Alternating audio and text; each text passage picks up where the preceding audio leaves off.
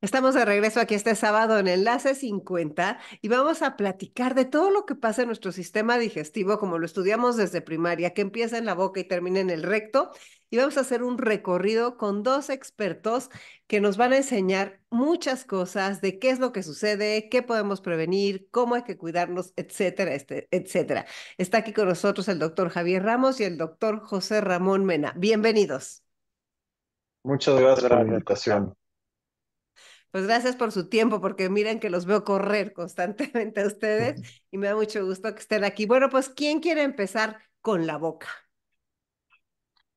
Pues mira, la boca, y vamos a estar hablando principalmente, y me imagino que es el tema, ¿no? Los cambios a partir de los 50 años, y principalmente, y es más lo obvio, pero empezamos por los dientes, ¿no? Los dientes, como todo en nuestro cuerpo, pues envejecen, ¿no? El esmalte se va perdiendo, la dentina también se puede ir perdiendo, que son las capas de los dientes, y estas sí o sí necesitan su mantenimiento, ¿no? Eh, lo primero que llega a afectar los dientes son las bacterias, ¿no? Como sabemos, no solo las caries son el único problema de los dientes, pero desde el sarro que se junta en los dientes, en las muelas, en las piezas dentales, si les vamos a poner nombre a todas, esta se va perdiendo, y como se va perdiendo la protección de los dientes, que no solo es lo que vemos, ¿no? El blanco aperlado bonito de los dientes, sino la protección que tienen los dientes, uno, para que funcionen como tienen que funcionar, y dos, para que duren, ¿no? Y digo, ninguno de los dos somos dentistas, pero sí te puedo decir que pues, lo más importante de la boca pues, es el cuidado, ¿no? Y el cuidado diario que como recomiendan los expertos, pues el cepillado de dientes, el uso de hilo dental de todos los días, el cepillado de dientes después de cada alimento, y, y yo creo que es de lo más importante, y que poca gente, porque tampoco es tan común que se tenga esta disciplina con el dentista, pero el, el ir al dentista cada 6 meses a que se haga una limpieza dental, pues es básico, ¿no? Y Ramón nos podrá complementar un poquito, ya que él es endoscopista, y así que lo primero que ve siempre que mete un lente es la cavidad oral, ¿no? Claro, también es importante mencionar que el proceso de la digestión comienza en la boca y la secreción de saliva, que tiene una función muy importante en la digestión y en el inicio de la preparación de los alimentos. La saliva es, es una secreción que contiene enzimas. eh, pues la saliva puede verse disminuida con la edad. La disminución de de las secreciones orales puede venir de forma fisiológica en los adultos, pero también puede venir de un origen de autoinmunidad. Esto es ampliamente conocido como síndrome de Sjögren. Esta es una patología frecuente que se me ocurre tener en mente en la boca, sobre todo en gente mayor, y sin duda los cuidados periodontales, como bien señala Javier, pues son básicos, importantísimos. La flora intestinal de la boca es pues el primer sitio donde se puede generar disbiosis o alteración de la flora intestinal.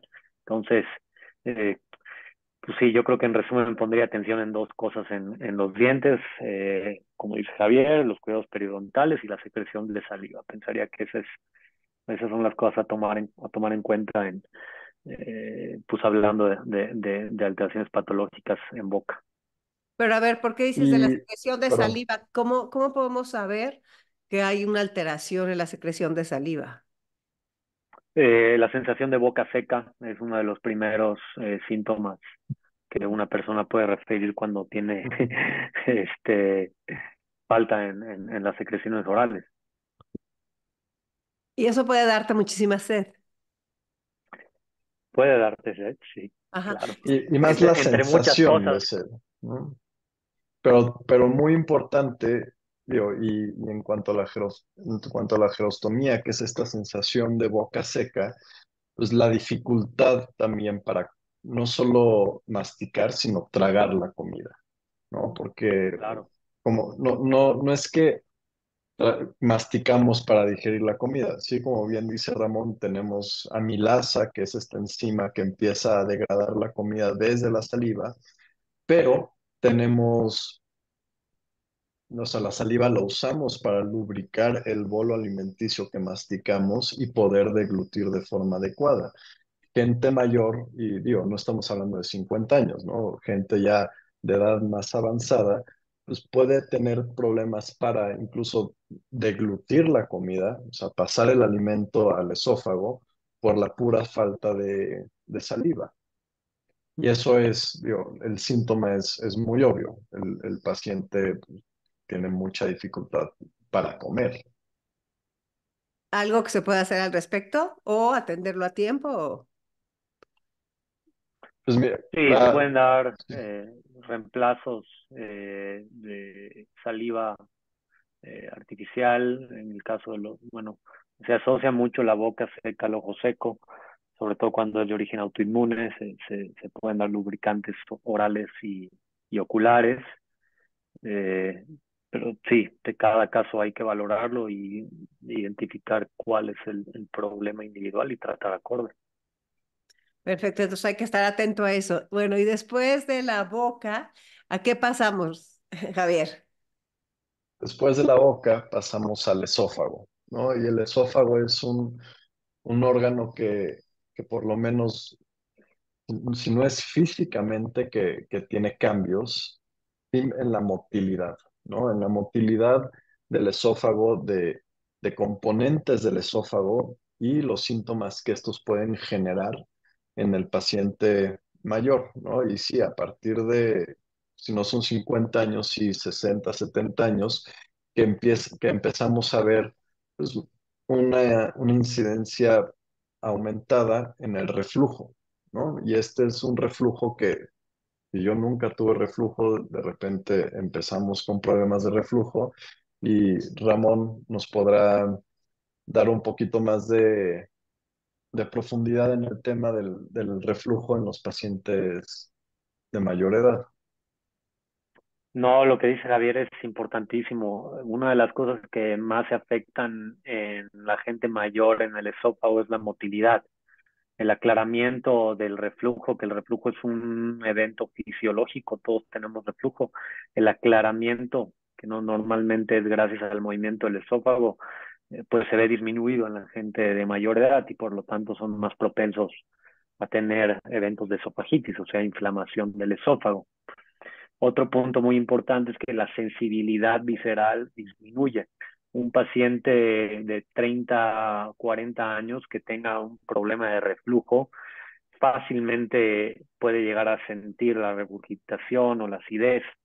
Un paciente mayor muchas veces tiene una sensibilidad disminuida por el deterioro del sistema neurológico, del tubo digestivo y en general del cuerpo, y esto los hace que pues no sientan la acidez o la regurgitación. Entonces, tú puedes encontrar pacientes mayores que aparentemente están bien y no tienen una molestia gastrointestinal esofágica como acidez o regurgitación y revisando los encuentras esofagitis de altos grados y es precisamente por esto, por la falta de sensibilidad, la disminución del aclaramiento del ácido, por la falla en la motilidad. Eso es por las endoscopías que haces. ¿Y qué tan importante es hacernos las endoscopías? ¿Qué tan Bueno, seguido? las endoscopías, bueno, qué tan seguido hay que individualizar en cada caso. Hoy en día no hay una recomendación estricta en cuanto a ni cuándo ni qué tan frecuente hacer endoscopías de tubo digestivo alto. Ojo, Eso es muy diferente en el escenario de la colonoscopia, que vamos a ver más adelante, donde sí hay una clara indicación de cuándo empezar y cada cuánto seguir.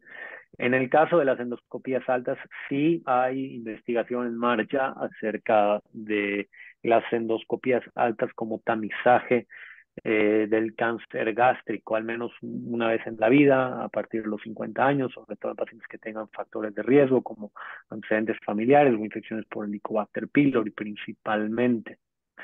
A En diferencia estómago, de otros países, ¿no? Y eso sí varía mucho en la población. Hay países con una incidencia muy alta de cáncer gástrico y cáncer de la unión esofagogástrica, donde sí se recomienda estos estudios periódicos de tamizaje para, para buscar cáncer de, de estómago o de la unión esofagogástrica. Y digo, poblaciones no México, estamos hablando más bien de poblaciones asiáticas, por ejemplo Japón, donde tiene una incidencia mucho más elevada de cáncer gástrico y esofágico y han logrado incluso disminuir mucho esa incidencia por esto, por implementar estos estudios, bueno, estos programas de tamizaje en los que, otra vez, hablando de una población, y sí cambia mucho dependiendo de la población de la que estemos hablando en el mundo, porque para nosotros aquí en México, en Estados Unidos, sí la colonoscopia cambia por completo y nosotros podemos adoptar las reglas, bueno, pero las recomendaciones y las guías de tamizajes para los americanos aquí en México.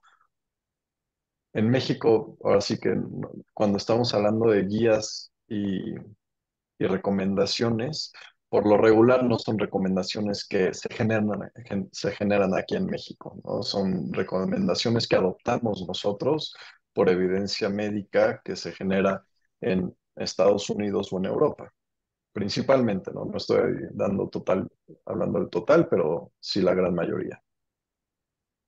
Muy bien, pero sí, o sea, los estudios, el cuidado.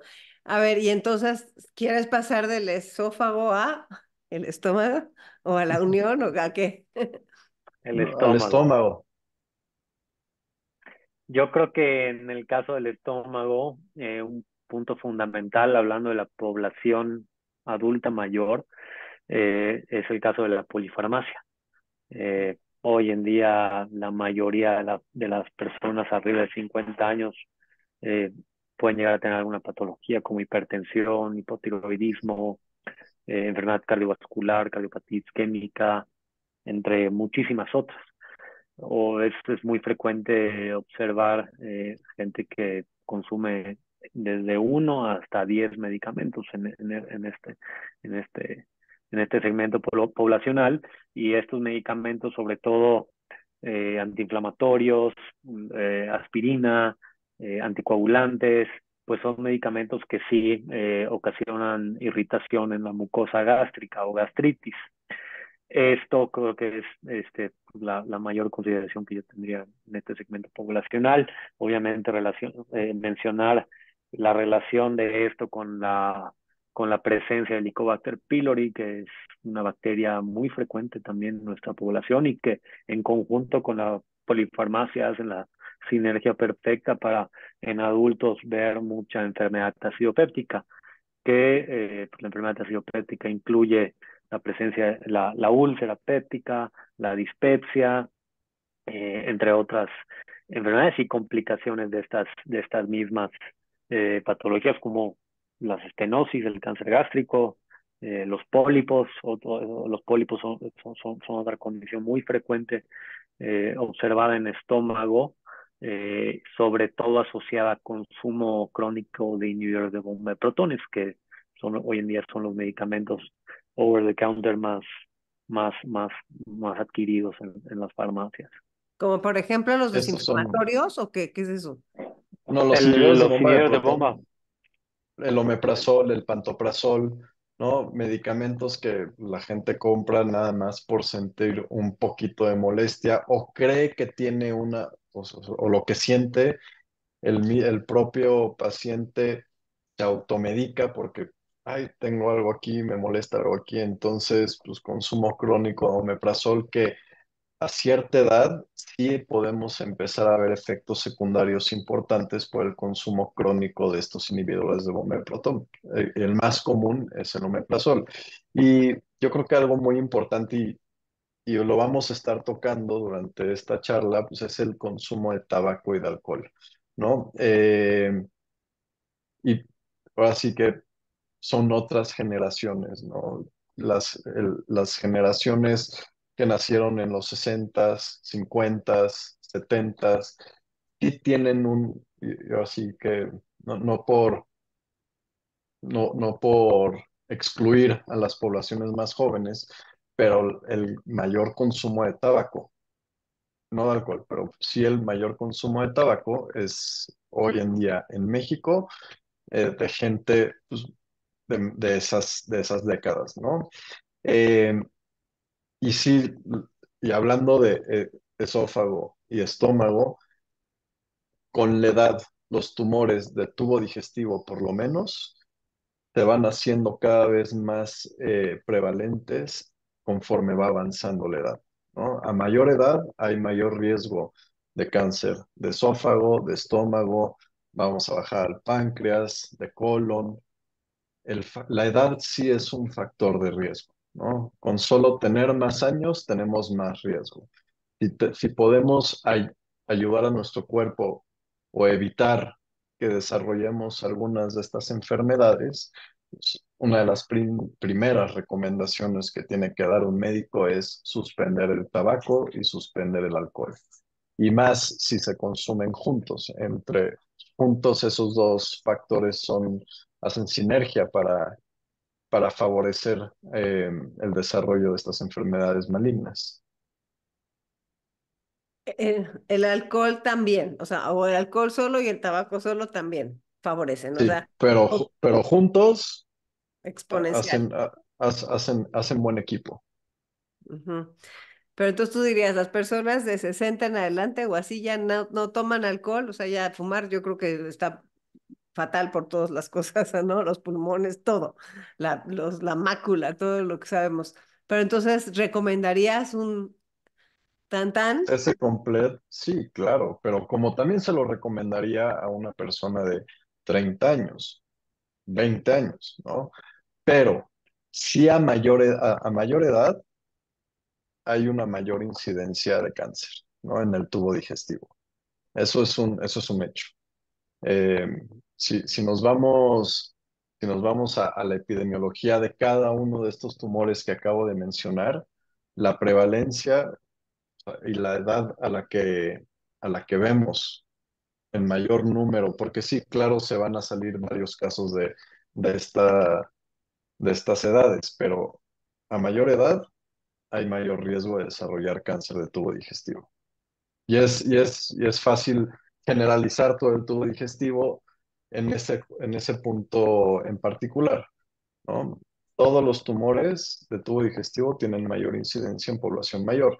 Y claro, el cigarro y el alcohol son un factor de riesgo muy importante, no solo para boca, esófago, estómago, sino también muy importante el páncreas. Aproximadamente el 40-50% de los casos de cáncer de páncreas son secundarios a tabaquismo, que uno no se lo imagina y no se lo espera, ¿no? Pero digo, ya ahorita nos podemos meter un poquito más en el tema, pero cuando terminemos, ¿no?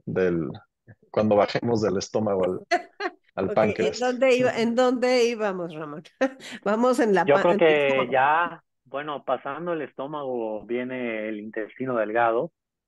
En el intestino, la patología es el sitio del tubo digestivo que se enferma de forma menos frecuente.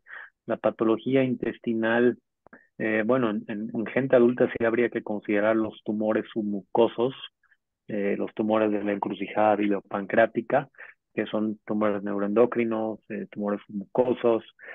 Son patologías que incluso para nosotros que nos dedicamos a ver problemas gastrointestinales, no los vemos tan frecuentemente. eh, pero por supuesto que tiene su abordaje, sus síntomas, sus consecuencias, eh, y pueden llegar a ser frecuentes en la población adulta. Las angiectasias del intestino son malformaciones vasculares que frecuentemente sangran del intestino y te pueden ocasionar sangrados de tubo digestivo difíciles. Pues no son lugares fácilmente accesibles, sobre todo cuando están, eh, ahora sí, muy en medio del intestino. Estamos hablando de 5 o 7 metros de intestino en total. Y cuando tenemos enfermedad en el intestino medio puede ser un reto solamente llegar a estos lugares. Eh, yo pienso que lo más relevante en el intestino serían las ectasias vasculares, que son muy frecuentes en edad adulta y que se presentan principalmente con sangrados. Pero también mencionaría las lesiones submucosas y los, y los tumores neuroendocrinos que pueden llegar a ser frecuentes.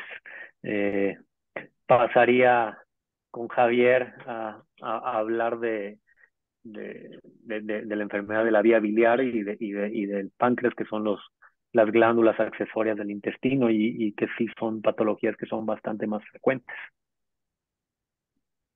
Claro, mira, y sí, muy importante y muy frecuente, podemos empezar a hablar de la vesícula biliar, ¿no? La vesícula biliar es un órgano que tiende a mencionarse mucho porque pues, es o sea, la cirugía en la que se quita la vesícula biliar, la colecistectomía, sigue siendo, yo creo que será de las cirugías del cirujano, o sea, del cirujano general, pues, mucho más frecuentes, ¿no? Eh, Aproximadamente se hacen alrededor de como 1 millón de colestectomías al año, ¿no? En Estados Unidos y un número un poco replicable en sus proporciones a México. Eh, y sí, se enferma porque dentro de la vesícula, que la vesícula al final del día lo único que hace es almacenar bilis, bilis que produce el hígado, bilis que no debería, bilis que eventualmente va a salir hacia el intestino delgado, hacia el duodeno, eh, pero se almacena en la vesícula. Y la vesícula, cuando comemos, se exprime, va hacia la bilis. Eh, Cuando hay cierto, cierto desbalance en las propiedades de la bilis, en particular un aumento en el colesterol, y esto sí principalmente puede ser debido a la dieta, otros factores son hormonales, y se forman piedritas en la vesícula. La bilis empieza a ser cada vez más espesa, hasta que se forman pues, micropiedritas, y de estas micropiedritas pues crecemos a piedras más grandes, piedras que pueden medir 3 milímetros a piedras que pueden medir 8 centímetros, ¿no? O sea, piedras del tamaño del hueso de un aguacate. Eh, y estas piedras, pues, por lo general, son bastante frecuentes en la población mundial. Aproximadamente el 10% de la población mundial, y si aumenta con la edad, tienen piedras en la vesícula. Sin embargo, y esto es importante que la gente lo sepa, no solo por tener piedras en la vesícula te tienen que operar, ¿no? Es un porcentaje chico de personas que tienen piedras en la vesícula que van a generar cierto síntoma, eh, que va a tener que acabar en la cirugía. Y síntomas me refiero a dolor principalmente, ¿no? Cuando una de estas piedritas tapa la salida de la bilis de la vesícula, pues al momento de exprimirse y no poder exprimir esa bilis porque está tapada por piedras, duele. Y ese dolor eventualmente se puede convertir en un cuadro agudo, infeccioso, que requiera tratamiento de urgencia. Eh, entonces, no solo por tener piedras en la vesícula necesitamos cirugía, solo si tenemos piedras en la vesícula porque no las diagnosticaron por dolor. Pero si a mí me hacen un ultrasonido de repente por cualquier otra razón, o me hacen un ultrasonido porque fui a hacerme un check-up y Creo. me dicen, tienes Ujú. piedras en la vesícula, pero yo jamás me he enterado porque no tengo dolor, esas piedras se van a quedar ahí y no hay que quitarlas, porque ahora sí, la mejor manera de evitar complicaciones quirúrgicas, pues es evitar cirugías innecesarias, ¿no? Eh, y pasando abajito, ¿no? Cuando mencioné que sale la bilis al duodeno, que es la primera porción del intestino delgado, pues ahí mismo, en ese mismo puntito, desemboca también el conducto pancreático principal, que es el conducto del páncreas, ¿no? Y hablando del páncreas, pues el páncreas es un órgano que tenemos que es escondidito, ¿no? Bien escondidito atrás del estómago, eh, así que como por capas. Atrás del estómago está el páncreas y el páncreas es una glándula que es endocrina y exócrina. Endocrina en el sentido de produce hormonas para el cuerpo, principalmente la insulina y sus hormonas contrarreguladoras, pero la insulina que sirve para ayudar a nuestro cuerpo, bueno, ayudar a nuestro cuerpo a meter la glucosa a las células, ¿no? Problemas en la insulina, producción de insulina o resistencia a la insulina, pues diabetes y todos sus derivados. Y el componente exócrino del páncreas, que es la producción de enzimas pancreáticas, las mismas enzimas de las que hablábamos en la saliva.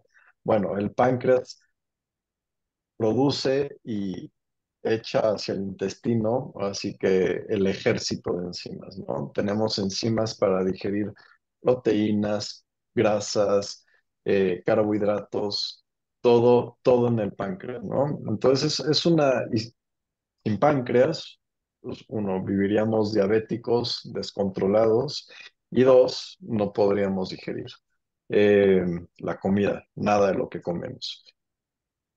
Entonces, pues, sí es un órgano muy importante que también se puede enfermar. Ahora, el- la principal enfermedad o lo que más nos preocupa, digo, porque podemos hablar de enfermedades un poquito más específicas como pancreatitis aguda, pancreatitis crónica, pero son cosas un poquito más raras que no creo que valga la pena, pero sí, no por su frecuencia, sino por la importancia que tiene, pues el cáncer de páncreas pues, es uno de los tumores más agresivos que llegan a crecer en el cuerpo. Eh, Son de los tumores, hoy es la tercera causa de muerte por cáncer. No estamos hablando del cáncer de páncreas, queda como en el número 7 de frecuencia, pero por su gran mortalidad Ujú. ocupa el número 3 de por cau- no, de causas de muerte por cáncer. Eh, Prevención para el cáncer de páncreas, pues principalmente, y ya lo dijimos, fumar, ¿no? Otro factor asociado al cáncer de páncreas, factores, o sea, factores de riesgo que podemos nosotros evitar como pacientes es la obesidad y de la mano la diabetes, ¿no? Entonces, por ejemplo, en Estados Unidos y también aquí en México estamos viendo como, como hemos visto durante muchos años, decremento en la incidencia de varios tumores malignos, como el cáncer de mama, el cáncer cervicuterino, todo esto por los grandes programas de tamizaje que se han implementado en las poblaciones. Estamos viendo un aumento en la incidencia de cáncer de páncreas y no tanto por el tabaquismo, pero sí por la obesidad y la diabetes, ¿no? Entonces, comidas procesadas, comidas, digo, comida de súper, no quiero usar este término, pero pues, comida procesada, comida chatarra, comida, si vamos a un supermercado, la gran mayoría de lo que vemos ahí son productos procesados que le podemos decir comida inflamatoria, ¿no? Comida que hace que nuestro páncreas esté trabajando de más, sobreestimulando, y esa sobreestimulación y ese sobretrabajo del páncreas eventualmente lo inflama de forma crónica y sí puede favorecer a al desarrollo de tumorcitos. Y desafortunadamente, y una de las razones por la que es un tumor con una alta mortalidad es porque es muy complicado diagnosticarlo en etapas tempranas, ¿no? Por lo regular, cuando ya dieron síntomas o síntomas que hacen a un doctor pensar específicamente en cáncer de páncreas, pues ya son síntomas de enfermedad avanzada. Entonces, para este tumor en particular, hoy en día, con la tecnología y el conocimiento que se tiene, lo único que podemos hacer para prevenirlo es eso. Para detección temprana, pues está un poquito más complicado porque pues tendríamos que tener una razón muy en particular para estarlo buscando específicamente. Como ya lo habíamos mencionado, factores de riesgo como familiares directos con el antecedente de cáncer. Wow, sí, interesantísimo todo esto porque de repente se empieza a oír por todos lados. Pues hay que estar informados. Muchas gracias. Pues a ver cómo nos vamos a lo que sigue, porque a ver la colonoscopía, toda esa parte de qué tan frecuente debe ser. Me gustaría que tocáramos ese tema. Los divertículos y las personas que tienen toda esa parte intestinal problemática de o diarreas o estreñimiento o toda esa parte que sentimos que de repente cambia con los años. Sí, bueno, pues pasamos al colon, que es el nicho de todas las patologías que mencionas, Concha. Yo creo que el punto central en el colon, sobre todo enfocado en personas mayores de 50 años, es la prevención o el tamizaje del cáncer colorectal, que hoy el cáncer colorectal es el cuarto cáncer más frecuente y es uno de los cuatro cánceres prevenibles. Los cuatro cánceres prevenibles en general son la mama, el cervicuterino, la próstata y el colon. El colon se considera prevenible porque contamos con un estudio que es la colonoscopía, que nos permite detectar lesiones en etapas tempranas. Estas lesiones tempranas o lesiones precursoras del cáncer colorectal son los pólipos. Los pólipos son formaciones celulares. Yo frecuentemente describo a los pacientes para que lo entiendas que es como si fueran verrugas en el colon.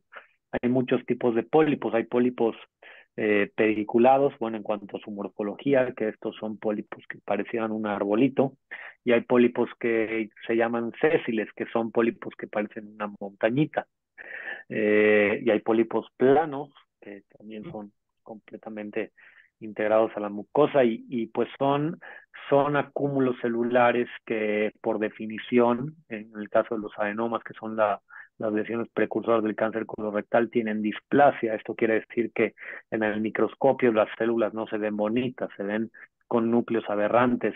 Esas células son células que con el tiempo se van a portar mal, van a tener un comportamiento de exceso de replicación, invasión, y van a formar pues un cáncer. Hoy la recomendación varía dependiendo de la institución de salud que busque. La Asociación Americana contra el Cáncer recomienda iniciar el tamizaje del cáncer de colon a partir de los 45 años. Esto puede ser con varios métodos. Uno de ellos es la realización anual de una prueba inmunoquímica fecal, es decir, una prueba de sangre oculta en heces, que Ujú. de ser positiva se sigue o se complementa con una colonoscopía. Otra recomendación igual de válida es realizar una colonoscopia de entrada a partir de los 45 años. La opción realmente es en base al paciente. Cada uno de los métodos, la sangre oculta, la colonoscopia, tiene sus ventajas y desventajas. Hay otros métodos también que tienen menos poder, pero que no se pueden dejar de mencionar porque también son opciones, como la Ujú. Colotac o la colonoscopia virtual, que ese nombre pues me parece que promete más de lo que realmente es. Es básicamente un estudio de imagen con contraste, una tomografía, Eh, que bueno, también tiene sus ventajas y desventajas y no es un mal estudio.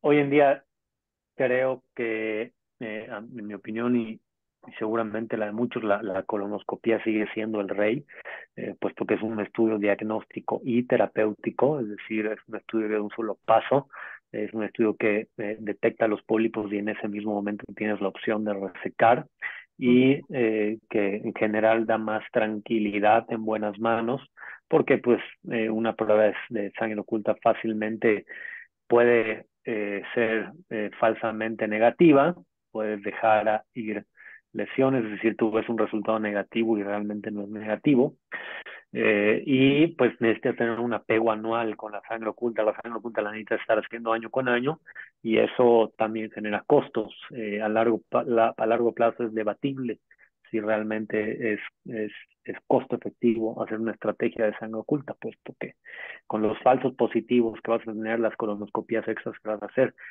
la cantidad de pruebas que tienes que hacer año con año, pues los costos son muy competitivos entre los dos métodos. Y bueno, en el caso de los europeos recomiendan empezar a los 50 años, el tamizaje. ¿Y cada cuánto hay que hacer el seguimiento? Pues depende del hallazgo.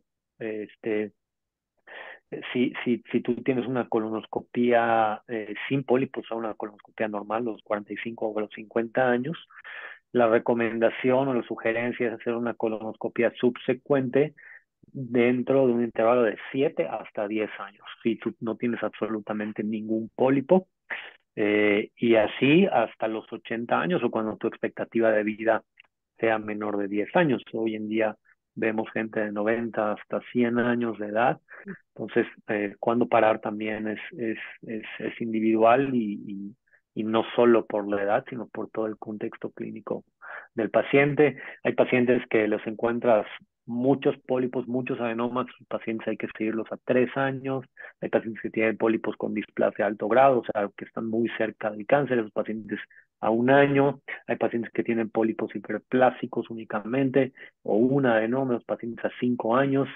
varía mucho, depende del escenario, hay recomendaciones bien establecidas y guías clínicas. Eso en cuanto a los pólipos. Y, no sé si Javier le gustaría hablar de divertículos, que también creo que es el segundo lugar de importancia. A ver, tenemos Sí, como 5 minutos para divertículos y llegar al final de este aparato. A ver, bueno, los divertículos son sumamente frecuentes, ¿no? Para empezar de ahí, a partir de los 60 años de edad, el 60% de la población tiene divertículos, ¿no? ¿qué son? Pero Primero explícanos qué son, porque los divertículos son bolsitas, los podemos ver así, que se forman en la pared del colon, principalmente en el colon del lado izquierdo, en el sigmoides, y hacia la derecha van disminuyendo un poquito de frecuencia, pero el izquierdo es ya la parte más final del colon, del colon, o sea, el intestino grueso, y estos son como saquitos que se forman en la pared del intestino, como, pues sí, literalmente saquitos. O sea, tenemos puntos débiles, más débiles que otros en toda la pared del colon, y estos se van formando a través de los años por muchas razones, eh, y se ven literalmente como unos saquitos que protruyen de la pared del colon. Estos divertículos son la pared del intestino que se salió, ¿no? No es algo más que pasó a través de la pared, sino es la pared del intestino.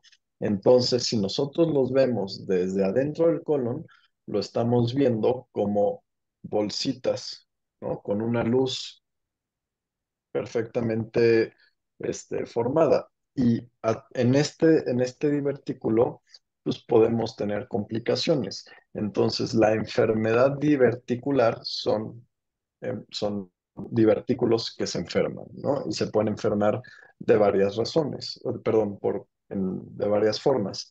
Una de ellas, y la más frecuente, es la diverticulitis, que por alguna razón se tapan estas bolsitas, el divertículo se obstruye, esta luz se obstruye Y con esa obstrucción, pues, aumentan presiones dentro del divertículo y pues, el intestino grueso principal está lleno de flora bacteriana y esa obstrucción puede generar un sobrecrecimiento de bacterias dentro de y pues, hacer un proceso inflamatorio infeccioso, pues, que puede ser, como en la mayoría de los casos, nada más enfermedades pues, no complicadas que se tratan de forma oportuna con antibióticos, un poquito de reposo del colon, o sea, una dieta tranquilita, y generalmente resuelven solitas.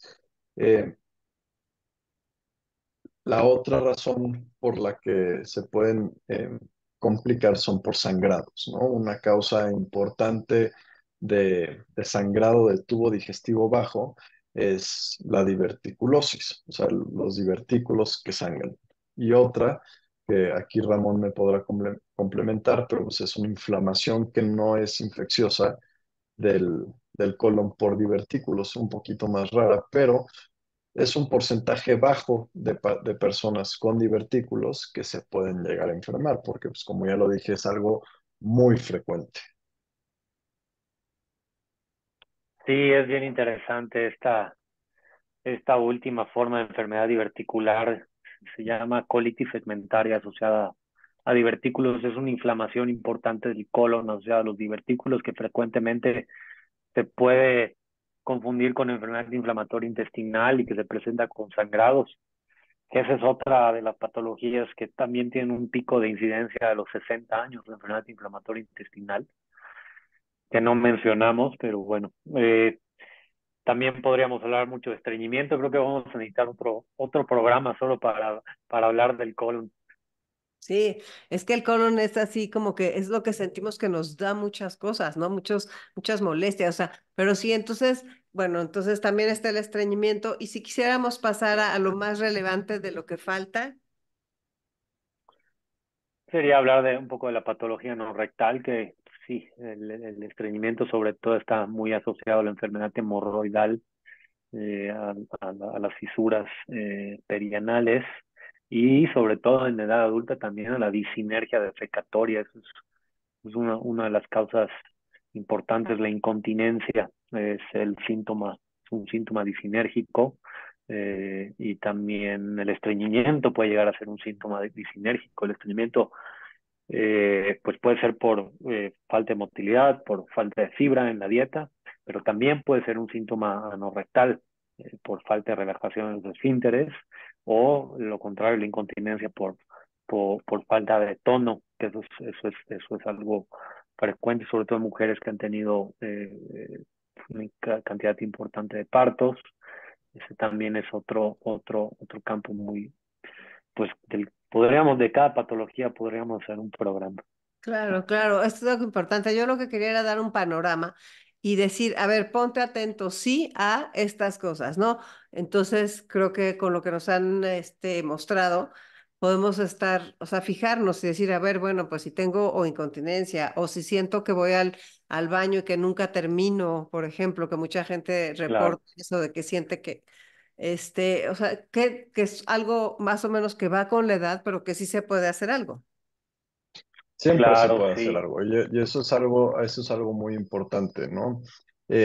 Para todo, digo, para todo lo mencionado y principalmente ahorita al final del colon, que sí son trastornos que pueden afectar mucho la calidad de vida, ¿no? Desde el estreñimiento, la incontinencia, eh, esta sensación que mencionas, pero son cosas y son síntomas que se pueden tratar y tratar de forma muy efectiva. Y ahí sí es muy individualizado el tratamiento porque tiene que haber mucho estudio atrás de cada uno de los tratamientos que se va a ofrecer. Y hablando desde el estreñimiento, ¿no? El estreñimiento puede tener pues, muchas causas, ¿no? Y principalmente, y por lo regular, la forma más fácil de tratar el estreñimiento pues, es haciendo un poquito más de énfasis en la cantidad de agua que consumimos. Uno no puede esperar ir a evacuar, tener un buen hábito intestinal si solo me tomo 2 vasos de agua al día, ¿no?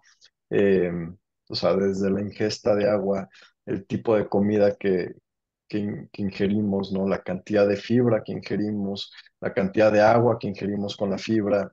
Y para otros temas como la incontinencia, pues hay muchos estudios que se pueden hacer y que se tienen que hacer con cada uno de los pacientes porque hay unos tratamientos que son increíblemente efectivos desde médicos, o sea, puro tratamiento médico, hasta quirúrgicos, ¿no?